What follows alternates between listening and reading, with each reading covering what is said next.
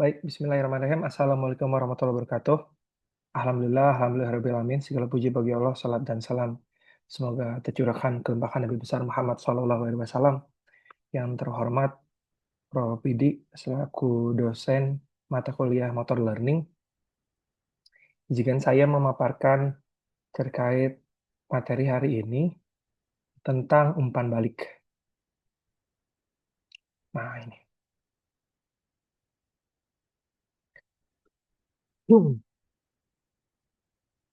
Umpan balik ini menjadi catatan penting untuk bagi seorang guru, karena umpan baliklah yang akan merangsang, memicu siswa itu untuk berubah.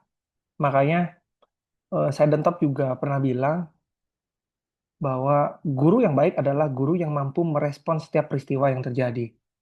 Nah, umpan balik ini akan menjadi dibutuhkan oleh siswa ketika dia atau pada saat setiap dia melakukan aktivitas. Baik itu aktivitas yang bagus, yang biasa saja, atau kurang.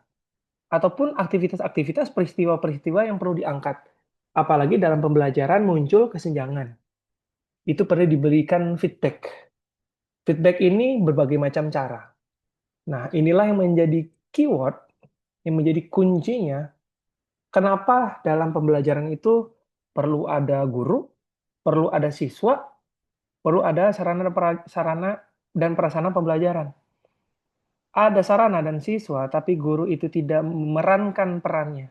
Di antara perannya adalah memberikan umpan balik, maka pembelajaran itu kebermaknaannya akan berkurang sehingga perubahan yang terjadi di dalam diri siswa, untuk siswa, bagi siswa, itu nyaris tidak ada.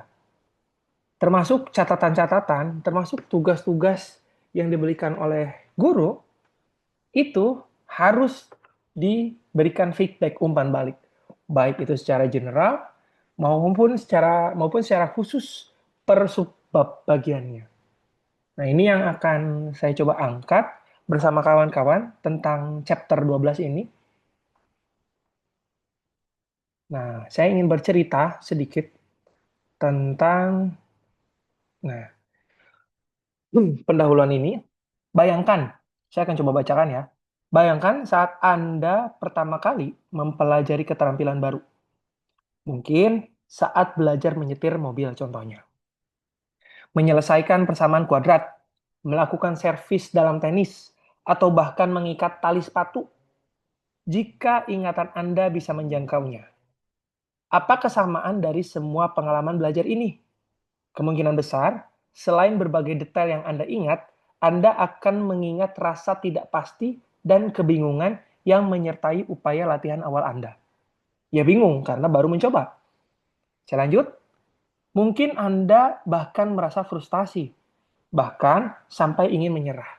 Namun, semoga saja Anda beruntung memiliki seseorang yang mahir dalam keterampilan tersebut untuk membimbing Anda, entah itu guru mengemudi di sekolah, guru matematika kelas 10, pelatih tenis, orang tua, kakak, teman, yang memahami rahasia mengikat tali sepatu. Dalam setiap kasus, ketidakpastian Anda tentang apa yang harus dilakukan dan bagaimana melakukannya berkurang berkat feedback. Nah, akan berkurang nih berkat umpan balik atau feedback yang tadi. Yang diberikan saat Anda berlatih langkah demi langkah menuju penguasaan keterampilan tersebut. Dan feedback itu juga akan merangsang ingatan. Ketika feedback yang sebelumnya telah diberikan, ketika ada feedback lagi, dia akan berupaya untuk mengingat apa yang sudah terjadi sebelumnya. Nah, dalam dua pendekatan teoritis utama dalam studi keterampilan motorik yang dibahas dalam buku ini, bukunya William ini, feedback menempati posisi sentral sebagai faktor kunci dalam pembelajaran. Teori berbasis kognitif baik closed loop maupun open loop memandang perkembangan program motorik sebagai pengkodean informasi yang dihasilkan dari respon melalui berbagai sumber feedback. Sementara itu, teori sistem dinamis melihat pembelajaran keterampilan motorik sebagai adaptif transformatif yang memetakan output motorik dengan konsekuensi sensorik, proses yang difasilitasi oleh feedback instruksional. Ini kata Cheng dan Sakes tahun 2006 di bukunya William. Begitu pentingnya peran dari guru yang berfungsi sebagai pemberi feedback. Nah, terlepas dari pendekatan teoritis, mana yang dianggap paling tepat, feedback tetap menjadi pusat perhatian. Banyak ahli bahkan berpendapat bahwa menyampaikan feedback yang efektif adalah faktor terpenting. Selain jumlah latihan, dalam pembelajaran keterampilan motorik dan situasi pembelajaran akan jauh kurang efektif tanpa feedback yang tepat. Jadi feedback juga ternyata ada beberapa cara feedback itu. Dan ada beberapa strategi, apakah sering, random, sering, random, atau kadang-kadang, atau hanya satu kali, tergantung. Nah, ini kita cek dulu definisinya dan kategori feedbacknya. Umpan balik, sensory feedback, feedback sensori, diterima langsung oleh pelaku melalui sistem indera. 5 ya. Mata, hidung, mulut, telinga, kulit. Dan dibagi menjadi proprioceptive feedback, informasi tentang tubuh, misalnya rasa, gerakan dari otot dan sendi. Dan exteroceptive feedback, informasi tentang lingkungan eksternal, misalnya apa yang dilihat atau apa yang didengar. Selanjutnya ini ada augmented feedback, feedback tambahan, diberikan oleh sumber eksternal, seperti pelatih, video, grafik kerja, media, alat bantu. Di sini juga disebut juga extrinsic feedback karena berasal dari luar pelaku. Nah, ini dibagi menjadi 2 lagi. Yang pertama verbal, disampaikan secara lisan atau dapat diungkapkan dengan kata-kata, misalnya komentar pelatih, teriakan pelatih, respon pelatih. Keduanya adalah nonverbal, disampaikan dalam bentuk nonverbal, semisal rekaman video, atau biofeedback, atau berbasis sentuhan, atau gestur. Nah, ini jenis augmented feedback. Pertama, knowledge of result, informasi tentang hasil suatu tindakan terkait tujuannya, misalnya bola masuk keranjang. Yang kedua, seringkali dengan sensory feedback, tetapi berguna ketika pelajar tidak dapat mengevaluasi sendiri. Misalnya senam atau musik. Makanya penting ini, hasil itu menjadi pertimbangan dalam pembelajaran. Tapi bukan menjadi hasil dari satu kesatuan yang utuh, bahwa hasil tersebut adalah mutlak, adalah dirinya. Tapi bagaimana pembelajaran itu bisa diolah sebagai bentuk proses. Jadi menekankan pada prosesnya. Bukan hanya hasil. Hasil penting. Tapi sekolah adalah lembaga pendidikan. Pendidikan adalah sebuah proses. Jadi proses yang menjadi utamanya. Yang selanjutnya adalah knowledge of performance. Informasi tentang mekanika gerakan yang menyebabkan hasil tertentu. Misalnya, tekuk siku lebih dalam. Coba tangannya lebih regangkan lagi. Kakinya lebar, buka selebar bahu. Kemudian menjawab pertanyaan, mengapa gerakan itu salah? Bagaimana memperbaikinya?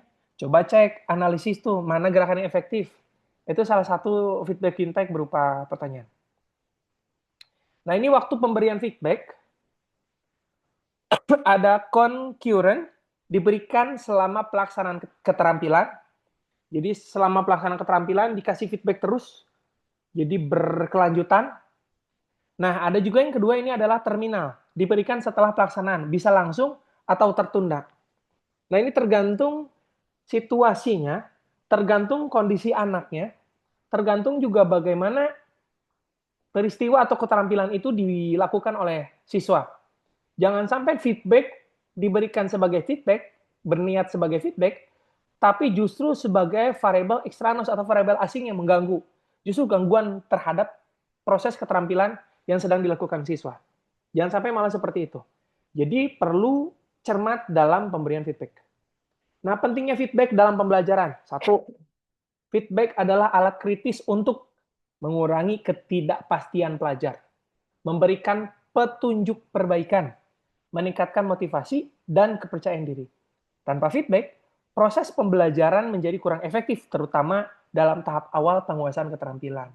Makanya kenapa tahapan awal pelaksanaan keterampilan itu Guru harus hadir, ada kata kunci nih, benang merah yang harus diingat baik-baik, bahwa guru harus hadir, harus membersamai siswa dalam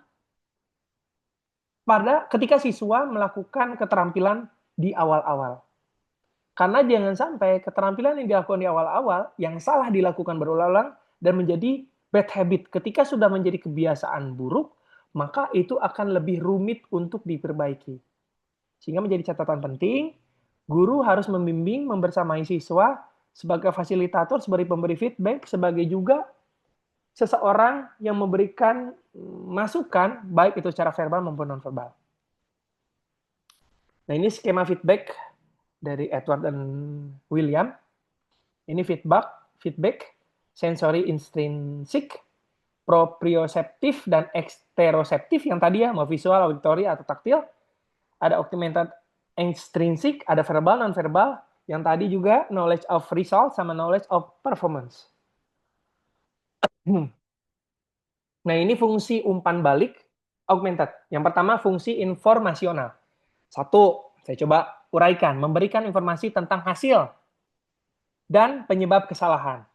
Yang kedua, membantu pelajar mengidentifikasi dan memperbaiki kesalahan. Tiga, informasi tentang kesalahan lebih efektif daripada informasi tentang kebenaran dalam meningkatkan pembelajaran. Makanya suka ada ya siswa yang masih takut salah, mahasiswa atau siswa yang masih takut salah, padahal dia tahu duduk di sekolah. Seolah itu kan tempat orang yang banyak salah, banyak orang yang belum tahu, makanya disekolahin.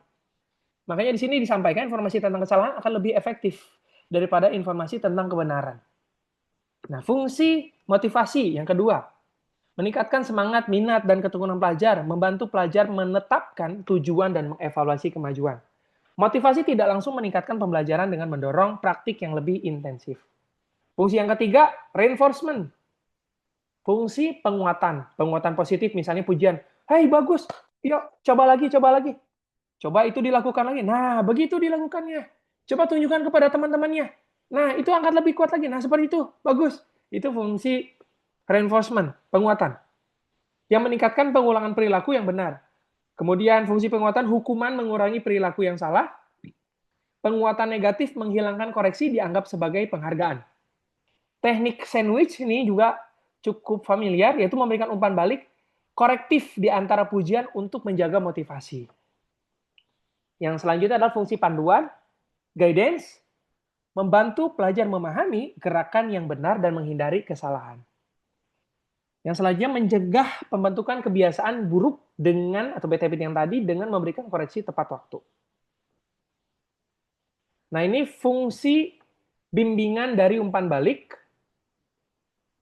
Umpan balik berfungsi untuk membimbing pelajar melakukan tindakan yang benar. Contoh, instruktur mengoreksi kesalahan pengemudi pemula saat belok kiri. Sehingga pelajar memperbaiki waktu belok pada saat percobaan berikutnya. Nah, ini menjadi penting ya, catatan penting. Jadi tidak harus perbaikan itu dilakukan saat itu juga. Tapi kita lihat juga keterampilan yang sedang dilakukan seperti apa. Namun, penelitian ini menunjukkan bahwa bimbingan berlebihan justru menghambat pembelajaran karena mengurangi eksplorasi mandiri. Itu dia yang sekarang terkena dengan student center, teacher center, terlalu banyak interupsi dari guru, terlalu banyak instruksi dari guru, maka akan menghambat eksplorasi mandiri siswa. Ini yang tadi. Nah, ini panduan pemberian umpan balik yang efektif. Satu, presisi umpan balik. Umpan balik kualitatif, memberikan arahan umum. Contoh, yang tadi ya, tekuk siku, angkat lebih tinggi lagi. Coba buka kaki selebar bahu. Umpan balik kuantitatif, lebih spesifik dengan angka. Tekuk siku hingga 45 derajat. Coba itu tekukan kakinya sepanjang 90 derajat. Nah, rekomendasinya gunakan umpan balik kuantitatif untuk kesalahan yang mudah diukur.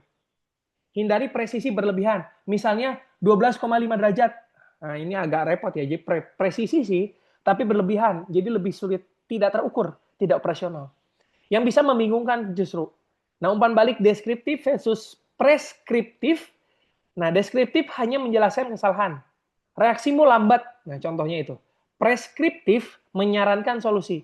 Fokus pada nomor pemain, bukan bola, agar reaksi lebih cepat. Nah, ini waktu umpan balik yang tadi jeda, beri jeda 3-5 detik setelah latihan sebelum memberikan umpan balik untuk memproses informasi sensorik. Ini post QR delay, beri waktu 3-5 detik setelah umpan balik sebelum latihan berikutnya untuk perencanaan koreksi. Ini hasil penelitian umpan balik yang terlalu instan justru kurang efektif untuk pembelajaran jangka panjang. Jadi yang terlalu instan itu tidak efektif untuk jangka panjang, sehingga perlu continue, keberlanjutan. Jadi tidak instan begitu saja. Ketiga, frekuensi umpan balik. Frekuensi relatif tinggi, contoh 100% meningkatkan performa latihan, tapi frekuensi lebih rendah, 50-7%, lebih baik untuk retensi. Guidance hipotesis, umpan balik berlebihan membuat pelajar tergantung pada bimbingan eksternal dan kurang mengembangkan kemampuan koreksi mandiri yang tadi eksplorasi dini akan berkurang karena umpan baliknya terlalu sering. Strategi mengurangi frekuensi. Summary feedback, beri umpan balik setelah sekelumpan percobaan. Misal, setiap 10 percobaan, kasih feedback. Atau ketika ada satu orang melakukan kesalahan, di dalam satu permainan dikumpulkan kesalahan tersebut untuk general. Kemudian mereka bermain lagi. Atau dalam permainan itu game drill game. Kemudian average feedback, beri rata-rata kesalahan dari beberapa percobaan. Dan learner request feedback, biarkan pelajar meminta umpan balik saat dibutuhkan. Itu menjadi penting. Nah, kesimpulannya adalah presisi sesuaikan dengan tingkat pemahaman pelajar. Waktunya beri jeda untuk pemrosesan kognitif. Frekuensinya kurangi secara bertahap, fadingnya jadi tidak langsung untuk mendorong kemandirian. Dan frekuensi juga jangan tiba-tiba hilang atau tiba-tiba meningkat, tiba-tiba banyak. Metodenya gabungkan teknik seperti summary, bandwidth yang tadi, atau learner request feedback untuk hasil optimal. Contoh grafik presisi versus pembelajaran. Kurva berbentuk U terbalik yang tadi ya. Contoh tabel perbandingan frekuensi umpan balik dan dampaknya pada retensi. Jadi sama kayak rumus ini, kecemasan. U terbalik. Jadi dia harus ada di tahap moderate. Tidak juga jarang, tidak juga sering, tapi moderate tengah-tengah, tergantung kebutuhan yang ada. Nah, ini referensinya dari Edward H. William, 2010, tentang motor learning and control. London and New York, California State University, Sacramento. Begitu barangkali, Prof, dari saya paparannya. Terima kasih atas waktunya. Mohon maaf atas segala kekurangan keterbatasan saya. Saya akhiri. Assalamualaikum warahmatullahi wabarakatuh.